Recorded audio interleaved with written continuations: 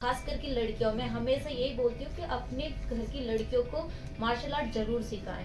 होता है कि इंडिया से इतने बड़े प्लेटफॉर्म पे आज तक कोई नहीं आया, और जो आया है वो जीत नहीं पाया। सन है जो नेशनल मेडलिस्ट है, वो आज भी सब्जी बेच रहा है।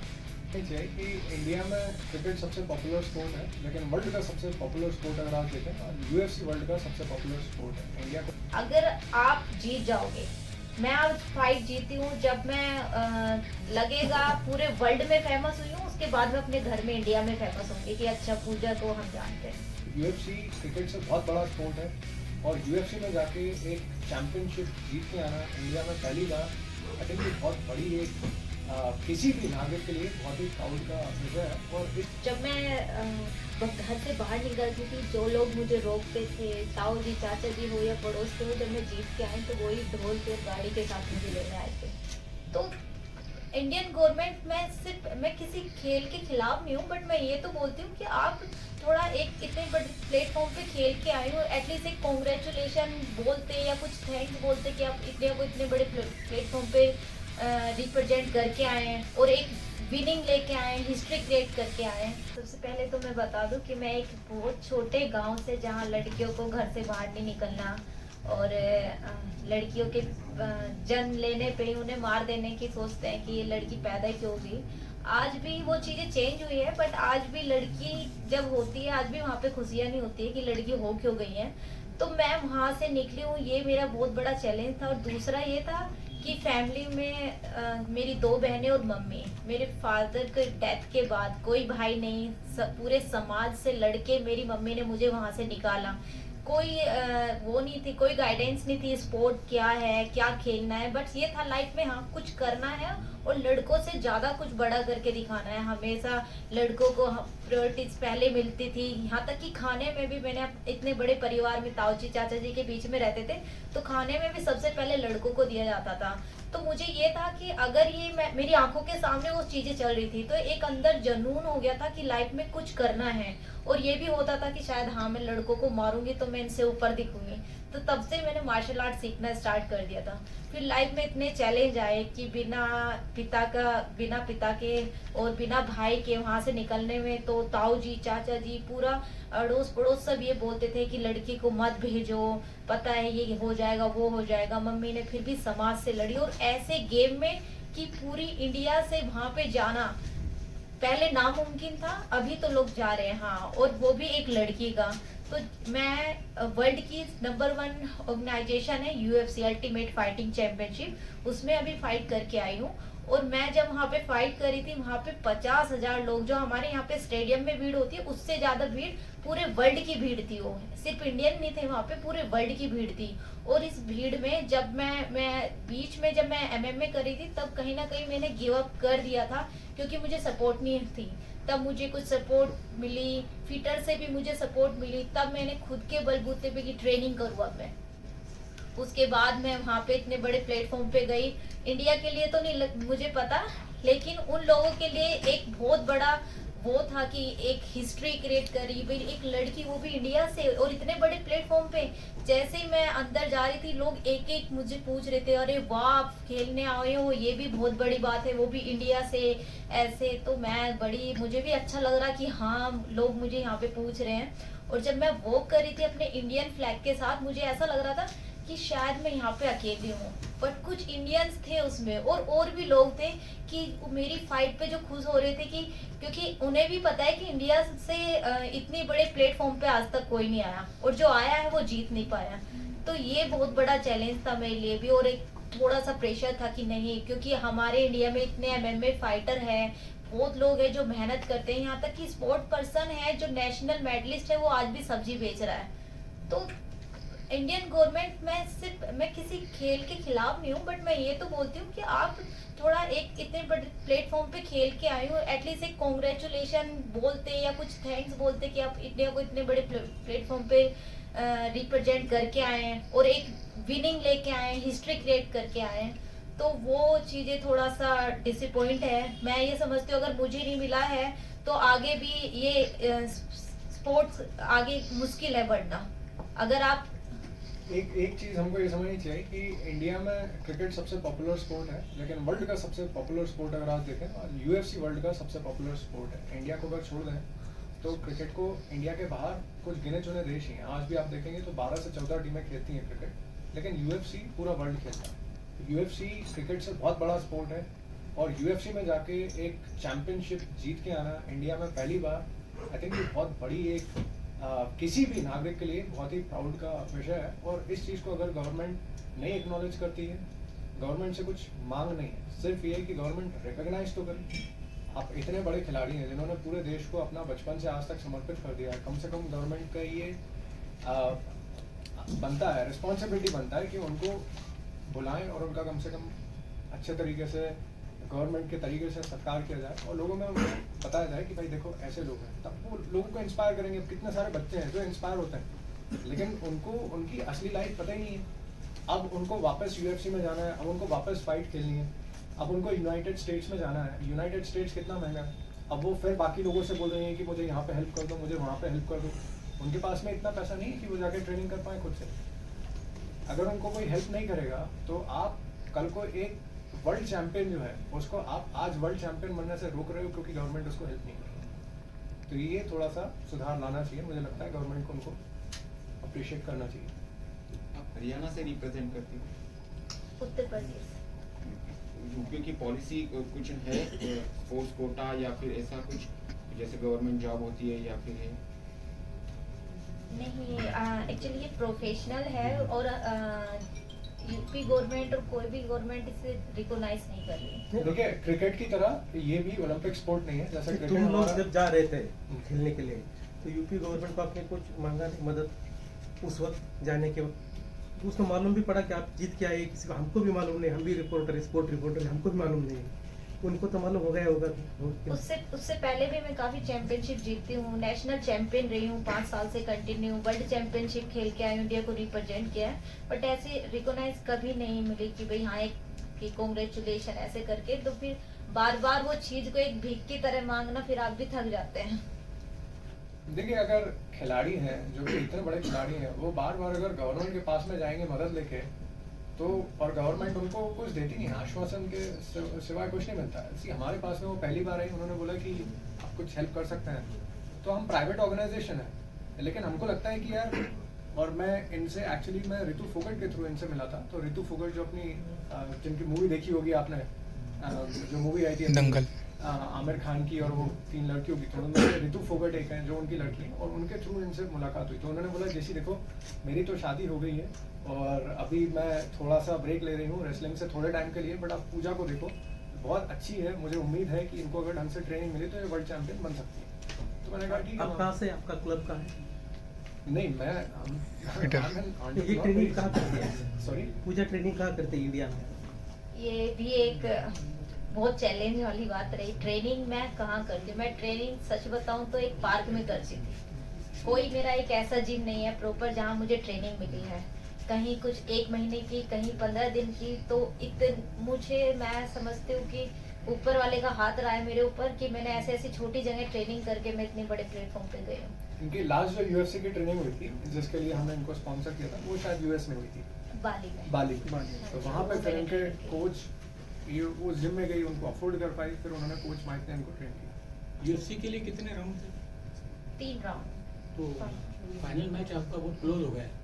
फर्स्ट राउंड में आप बहुत आगे चैलेंजिंग किया और सेकंड और थर्ड में थोड़ा सा कम किया, उसमें कुछ बता सकते हैं आप? हाँ, जो मेरी अपोनेंट थी वो बीजेजे ब्लैक बेल्ट थी, तो मेरी स्ट्राइकिंग मैं बहुत बिलीव करती हूँ। पहले मैंने वुशु सांडा भी किया है, तो मैं जैसे मेरे कोच माइक हैं, उन्होंने भी मेरे अपोनेंट पे स्टडी की थी कि हमारा गेम प्लान क्या होगा, क्योंकि मिक्स मार्शल आर्ट मतलब सारे उसके अंदर मार्शल आर्ट है, कोई बीजेजे, ताइक्वांडो, रेसलिंग, बॉक्सिंग सब है। तो उसका बेस्ट बीजेजे था, जो ग्राउंड गेम होता है, उसकी ब्लैक बेल्ट है वो। तो मैंने अपनी लाइफ में बीजेजे ज्यादा किया नहीं है, तो जैसे मैं अपनी स्ट्राइकिंग करी थी, मुझे बस थोड़ा दिमाग पे यही था कि अगर फाइट नीचे ग्राउंड पे कैसे भी केज से या नीचे चली गई तो थोड़ा ये फाइट मुश्किल हो जाएगी।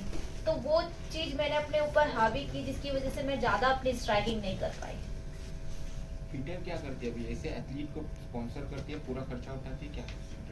नहीं, फिटर एक प्राइवेट लिमिटेड कंपनी है जो हेल्थ और फिटनेस का है। लेकिन हमारे पास में जैसे कभी कोई एथलीट्स आ जाते हैं जिनको प्रॉब्लम होती है, तो हमारे पास में पहले भी एक एथलीट आए थे जिनको WWE में जाना था, तो उनका हमने एक टाइम पे स्पॉन्सर किया था। हमारा ये काम नहीं है, उनको अगर कभी कोई आता है जो जिनको ज़रूरत पड़ती है तो हम थोड़ा सा एक अपने तरफ से कंट्रीब्यूट कर देते हैं। तो यहाँ पे उसी तरह से हम स्पॉन्सर्स लाइक एथलीट्स को स्पॉन्सर नहीं करते हैं, हमको लगता है ये नागरिक जिम्मेदारी समझ के हम कर देते हैं, ठीक है। तो ऐसे हमारा कोई काम नहीं है स्पॉन्सर करना, बट हमको लगा कि ये चीज़ सही है, स्ट्रगल कर रही हैं, वो वर्ल्ड चैम्पियन बन सकती हैं, अगर हमारी थोड़ी सी मदद से अगर वो वर्ल्ड चैम्पियन बन सकती है तो क्यों, तो उस हिसाब से हमें करना है। उत्तर प्रदेश के खेल मंत्रालय को आपने कांटेक्ट किया? कुछ मेरे पास मैसेज आए हैं जो बोला कि हाँ पूजा हम आपकी बात कराते हैं, ये कराते हैं, बट 2 दिन जब मैं जीत के आई उसके बाद जैसे हमारे कुछ मुजफ्फरनगर के जो कुछ मंत्री थे उन्होंने भी बोला, फोन आया कि अरे पूजा हम आपके लिए कराएंगे, वो 2-3 दिन रहा, फिर उसके बाद किसी ने कुछ नहीं पूछा। क्या वजह हो सकती है इसके पीछे?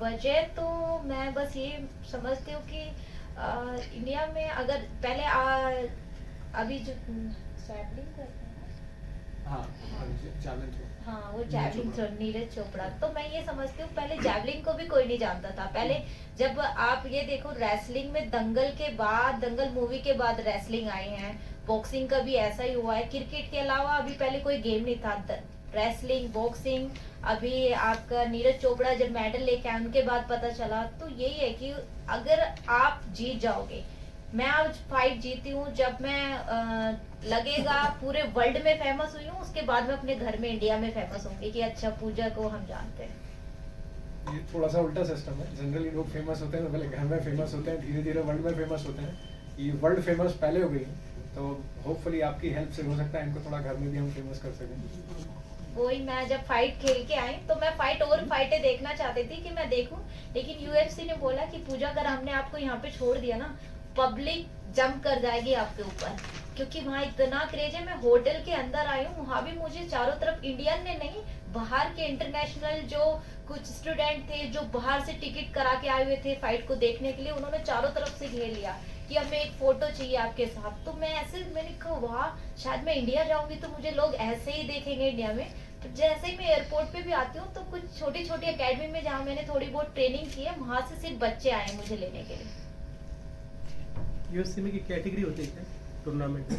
हाँ, आप वेट कौन सा- कैटेगरी मैं 52 स्ट्रो वेट में खेलती हूँ। 52। और यूपी में आपका गांव कौन सा है? आप बोलिए कि छोटे गांव से है, कौन सा गांव है? मुजफ्फरनगर के पास बुढ़ाना पड़ता है, बिजरोड बुढ़ाना।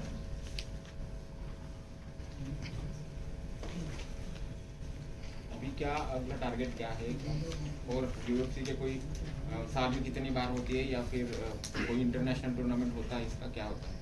इसका यही है कि आपकी रैंकिंग होती है। अब ये फाइट जीती हूँ, आगे 2-3 फाइट जीत के फिर इसमें टाइटल फाइट होती है, बेल्ट की फाइट। लेकिन अभी ठीक है, मैं जीत के आई हूँ, अभी भी खुद एफर्ट कर रही हूँ, पीटर भी हेल्प कर रहा है। तो मैं ये समझती हूँ अगर गवर्नमेंट से भी एक सपोर्ट, कांग्रेचुलेशन, जब वो सपोर्ट मिलती है ना तो आप उस मेहनत को डबल या ट्रिपल कर देते हो।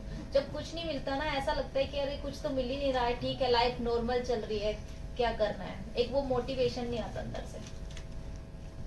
अभी हम जस्ट अभी डिस्कस कर रहे थे, क्योंकि इनको अब जाके रहना पड़ेगा लास वेगास में। वहाँ पे क्या होता है ना, फाइट कार्ड्स होता है और वहाँ पे वो प्लेयर्स को मैच करते हैं। अब जैसे इन्होंने अपनी फर्स्ट फाइट जीत ली, तो अब वो चाहते हैं कि इनकी दूसरी फाइट खेलें, तीसरी फाइट खेलें, फिर उसके बाद में वर्ल्ड टाइटल के लिए ये अपने आप को वहाँ पे रहें। लेकिन उसके लिए इनको वहाँ पे रहना पड़ेगा, क्योंकि वो फाइट जो होती हैं, वो जब प्लेयर्स को मैच करते हैं, जैसे प्लेयर मैच हो जाता है तो फिर वो फाइट अनाउंस हो जाती है।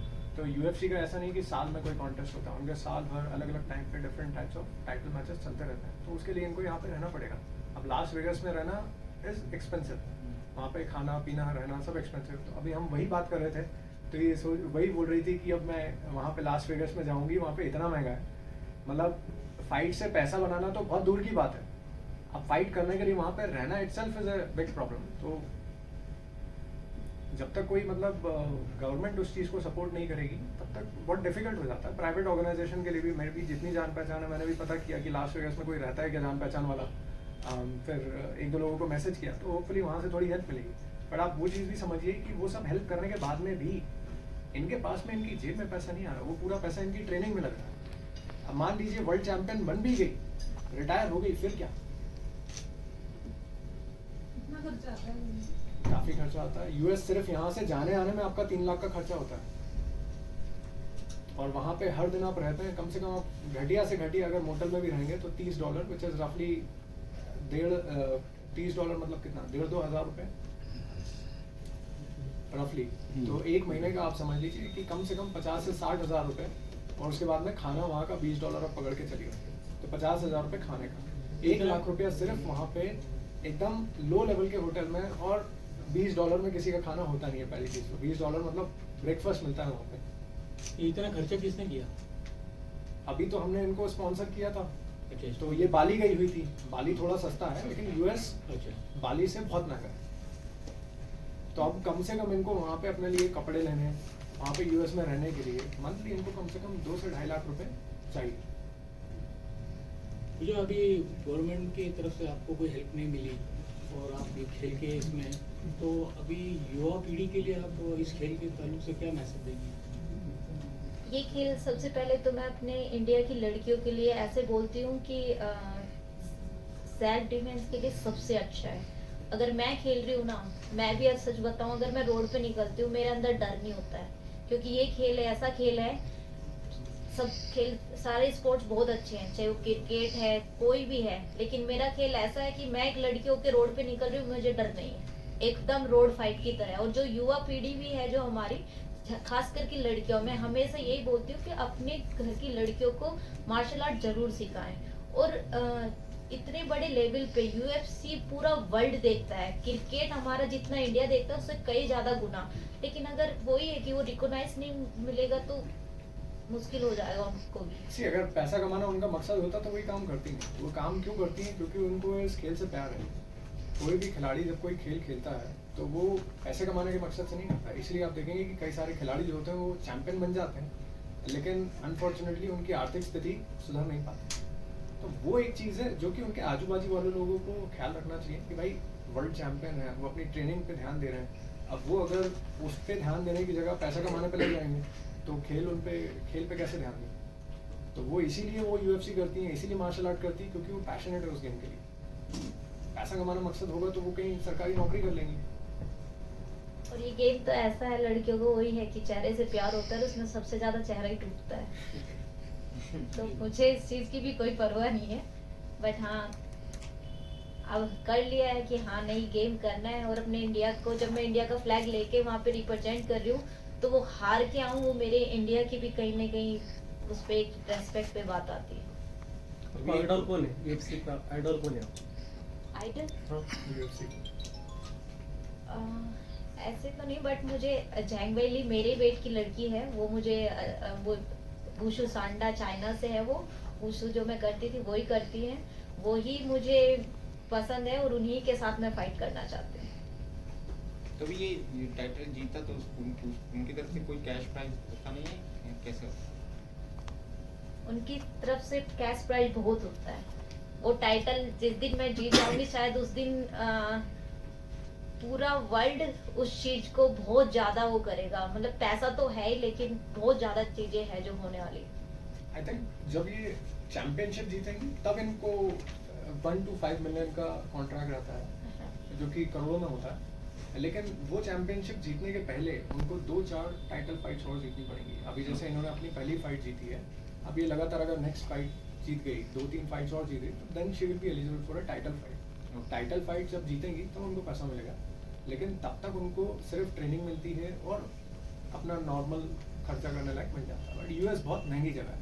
अभी वो वही बता रही थी, अगर मैं 10 दिन और यूएस में रुक जाती तो मेरे पास जितना पैसा वो पूरा खत्म हो जाता। मैं फर्स्ट टाइम यूएस गई हूँ, मुझे भी नहीं पता था।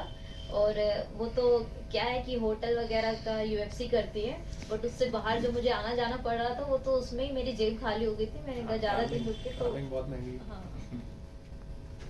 तो अभी क्या होता है ना कि अब जैसे ये चैंपियन है, अब जब इनको वो मिल जाएगी, वहां से बड़ी रकम मिल जाएगी, 5-10 करोड़, जब ये चैंपियन बनेंगे। बट जब तक वो चैंपियन नहीं बन रही है तब तक कौन, तब तक तो किसी को हेल्प करनी पड़ेगी।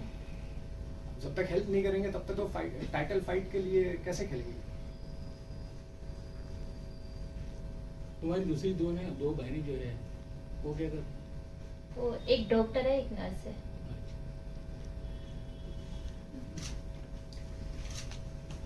Thank you. Achha, you have a question? Yes. So you did mention that when you were growing up, you faced a lot of sexist differences because of being a girl in a joint family.